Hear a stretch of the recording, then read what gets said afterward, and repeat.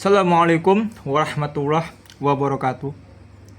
Hari demi hari telah berlalu, waktu demi waktu telah berjalan. Tugas ini datang melulu, mari kita selesaikan. Salam sejahtera untuk kita semua. Semoga kalian diberikan kesehatan semuanya. Pertama, izinkan saya untuk memperkenalkan diri saya, Reno Hadi Bowo nama panjangnya dan Bowo nama pendeknya. Terima kasih kepada dosen kita, yaitu Bu Misdah, yang telah memberikan sebuah tugas menjawab beberapa pertanyaan-pertanyaan terkait makul administrasi dan juga supervisi pendidikan. Semoga dosen kita ini diberikan sebuah kesehatan dan juga rezeki yang berlimpah. Amin ya robbal alamin. Izin menjawab pertanyaan yang diberikan oleh dosen kita ini. Yang pertama dan juga yang kedua dan juga ada yang ketiga. Pertanyaan tersebut memiliki 3 soal yang harus dijawab, yang mana jawaban ini sudah saya bikin dengan bahasa saya, yang mana bahasa ini insya Allah akan dipahami oleh pendengar atau penonton dengan mudah. Baik, langsung saja ke pertanyaan pertama. Terkait jelaskan urgensi pentingnya mempelajari administrasi dan supervisi bagi pendidik calon guru profesional. Mempelajari administrasi dan supervisi pendidikan itu penting untuk calon guru. Karena apa? Karena supaya guru paham cara mengatur sekolah. Kenapa? Karena guru tidak cuma mengajar, tapi juga ikut mengurus kegiatan sekolah seperti jadwal, organisasi kelas, atau kegiatan belajar dan juga mengajar. Itu yang pertama, supaya guru paham cara mengatur atau mentata tertibkan sebuah sekolah. Adapun yang kedua, yaitu supaya guru bisa bekerja lebih rapi dan juga teratur. Tapi kita pahami bahwasannya apa? Administrasi ini, dengan paham administrasi, guru bisa membuat rencana mengajar atau mengajar, catatan nilai dan laporan dengan baik. Jika guru tidak mempelajari administrasi, maka catatan nilai akan menjadi amburadul atau berantakan, dan laporan akan menjadi buruk atau dapat kita kutipi menjadi laporan yang tidak baik. Berikutnya, supaya guru tahu cara memperbaiki dan juga tahu cara mengajar dengan baik. Karena apa? Karena guru profesional ini harus tahu mengevaluasi diri jika ada kesalahan atau teknik-teknik yang tidak benar dalam mengajari sebuah murid-murid atau siswa-siswa. Supervisi membantu guru melihat kekurangan dan kelebihannya saat mengajar, lalu memperbaikinya. Itu ialah supervisi. Dan berikutnya yaitu ada supaya guru menjadi orang yang profesional. Guru yang paham administrasi dan juga supervisi akan lebih siap menghadapi masalah-masalah yang ada di sekolah dan siap bisa bekerja sama sesuai dengan aturan yang ada di sekolah tersebut. Kalau guru tidak profesional, maka jika ada peraturan di sekolah, itu dilawan atau diberontak. Oleh karena itu, supervisi dan juga administrasi ini penting jikalau Anda ingin menjadi guru profesional. Dapat kita rangkum bahwasannya, jika kalau kita mempelajari administrasi dan supervisi ini, kita akan bisa mengatur sekolah, bekerja dengan rapi dan juga teratur, dan juga bisa mengajar dan memperbaiki cara kita mengajar, dan juga kita akan menjadi guru yang profesional. Izin minum. Alhamdulillah. Dan lanjutnya, kita akan menjawab pertanyaan yang kedua. Izin membaca soalnya terlebih dahulu. Jelaskan hubungan antara manajemen dan administrasi dalam pencapaian tujuan pendidikan. Kita telah mendengar apa itu manajemen. Banyak sekali orang yang berpendapat manajemen ini itulah seperti lalala dan juga lalala. Dan administrasi itu seperti ini dan juga itu lalala dan lalala. Banyak orang yang berpendapat ini manajemen seperti ini dan administrasi itu seperti itu. Dan ini kita akan jelaskan bagaimana hubungan antara kedua-dua tersebut, antara manajemen dan juga administrasi. Jadi hubungan keduanya itu seperti tim yang saling membantu dan saling membutuhkan. Ibarat sebuah tim. Sampai tahu atau Anda juga tahu apa itu tim. Seperti orang bermain bola atau orang yang bermain game, itu harus ada tim. Yang mana tim ini saling membutuhkan satu dengan yang lain. Baik, kita akan menjawab pertanyaan dari soal yang nomor 2 ini, yaitu jelaskan hubungan antara manajemen dan administrasi dalam mencapai tujuan pendidikan. Yang pertama ada manajemen. Secara spesifik, manajemen itu lebih ke cara mengatur orang, waktu, dan kegiatan supaya tujuan kita itu tercapai. Simpelnya seperti itu. Apa tadi? Ya, manajemen itu ialah bagaimana kita bisa mengatur waktu, orang, atau kegiatan supaya tujuan yang kita inginkan itu tercapai. Dan administrasi itu sebagai lapisan dari manajemen, yang mana tugasnya itu ialah lebih ke pencatatan, pengaturan data, dan pelaksanaan aturan supaya kegiatan berjalan dengan tertib. Dapat kita pahami dari kedua poin ini, manajemen dan juga administrasi. Kalau manajemen itu tujuannya agar tercapai, yang mana tujuan ini itu mengatur orang atau waktu dan kegiatan.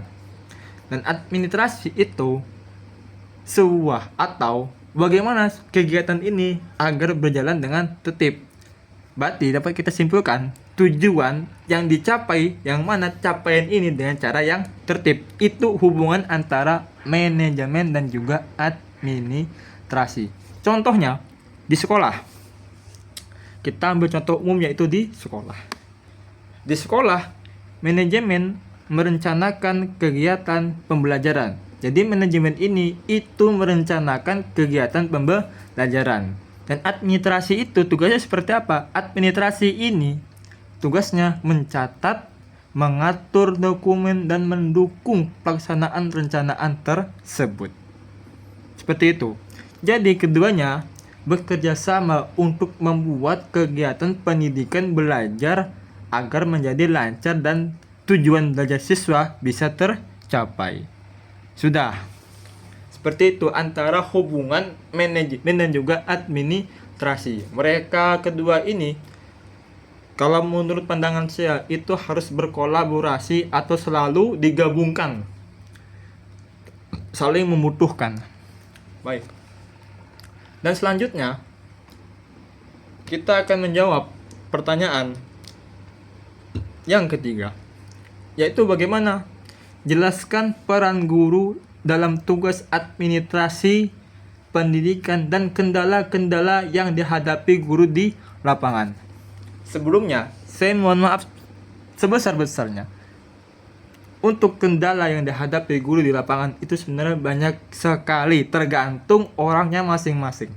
Cuman di sini saya menempatkan beberapa referensi atau beberapa pertanyaan-pertanyaan ini, jawaban-jawaban ini itu dari teman-teman saya yang telah mengajar di sebuah yayasan atau tempat pendidikan.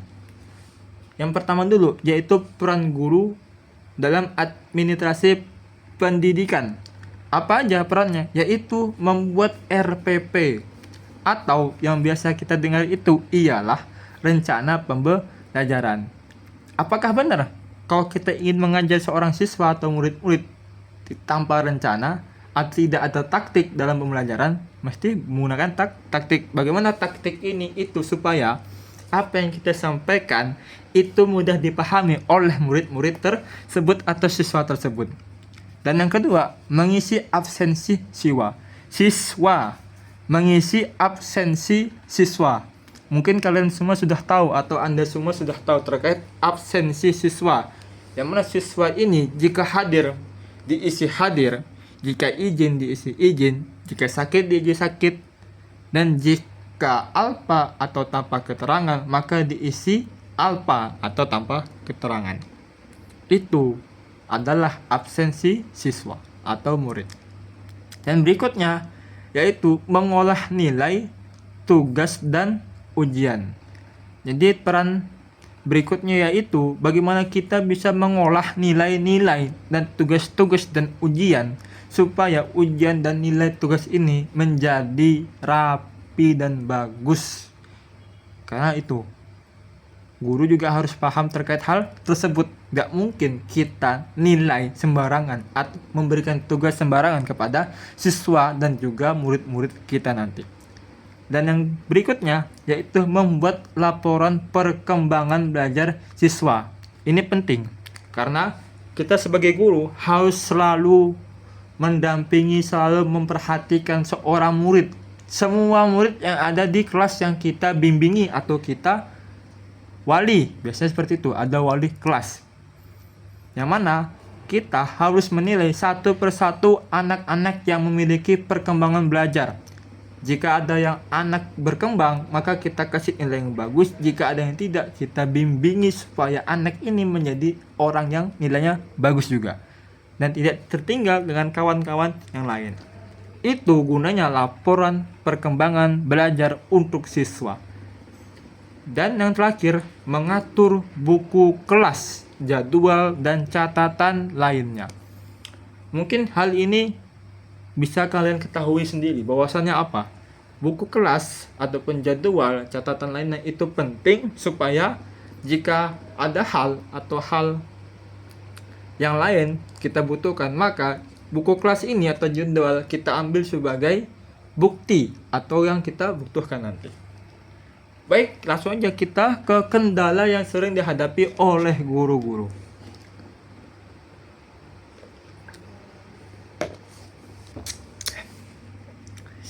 Jadi kendala atau masalah yang sering dihadapi guru-guru ada banyak sekali. Dan di sini saya mengambil beberapa saja karena nggak semua kendala atau semua masalah itu sama dengan yang lain. Dan kendala ini dari teman saya, yang mana teman saya ini ia telah mengajar di sebuah yayasan atau tempat pendidikan. Yang pertama, banyaknya tugas administratif. Jadi kalau kita banyak tugas administratif, maka akan membuat waktu mengajar jadi berkurang. Tugas administrasi menumpuk, maka kendalanya akan mengajar kita tidak efektif karena waktu kita akan kurang dalam pembelajaran. Itu kendala yang pertama. Dan kendala yang kedua, kurangnya fasilitas. Sudah banyak sekali di sekolah-sekolah, apalagi sekolah-sekolah yang ada di desa itu, terkait fasilitas itu sangat minim sekali. Bahkan kampus pun juga ada yang memiliki fasilitas yang sangat kurang. Ada fasilitasnya tapi tidak bisa digunakan. Bisa digunakan tapi tidak sepenuhnya bisa digunakan. Itulah fasilitas yang kurang, atau bisa kita sebut kurangnya fasilitas. Misalnya, contoh komputer atau internet sekolah itu lambat. TV-nya sudah hidup tapi tidak bisa diakses oleh mahasiswanya. Wifi-nya sudah hidup tapi sinyal tidak bisa dipakai, ngelek dan lain sebagainya. Itu kendala berupa kurangnya fasilitas. Dan berikutnya, terlalu banyak dokumen yang harus diisi sehingga guru menjadi cepat lelah. Dokumen makin hari makin menumpuk, kita tidak fokus. Kita bisa fokus terhadap dokumen yang menumpuk ini, tapi setelah dokumen ini terpenuhi maka kita akan mengalami sebuah kelelahan. Dan selanjutnya kurangnya pelatihan dalam mengajarkan administrasi digital. Jadi kalau kita ingin mempelajari administrasi, kita harus latihan terlebih dahulu agar kita tidak yang namanya kesusahan dalam menjalankan sebuah administrasi digital. Sikit-sikit menggunakan tangan. Oke, tangan kita bisa, cuman kalau semuanya ditulis maka tidak efisienkan sebuah waktu. Untuk zaman sekarang saya sarankan untuk calon-calon guru, gunakanlah teknologi seperti AI atau lain sebagainya dalam meringankan tugas kita. Bukan berarti AI itu membuat kita malas. Cuman kita sebagai orang zaman sekarang atau disebut dengan Gen Z menggunakan hal tersebut tidak salah jikalau kita menggunakannya tepat. Kita tidak mengambilnya dengan mentah, tapi kita mengambilnya terus kita cari dulu supaya yang apa yang kita ambil ini menjadi hak atau menjadi bagus, baru kita rekrut. Dan berikutnya, waktu terbatas. Seperti apa? Waktu terbatas harus mengajar sambil mengurus administrasi. Jika administrasi kita segini, waktu mengajar kita segini, tidak akan seimbang. Seimbang tapi dia rendah. Bisa jadi kalau administrasi kita tinggi, tapi waktu belajar kita hanya sedikit dan juga sebaliknya. Nah, mungkin hanya itu yang dapat saya sampaikan kepada kawan-kawan semua atau orang-orang yang mendengarkan atau menonton saya. Jikalau kata-kata saya ada salah dan sikap saya kurang berkenan di mata kalian semua, mohon maaf, karena saya adalah manusia, bukan orang yang paling sempurna, yaitu Nabi Muhammad SAW.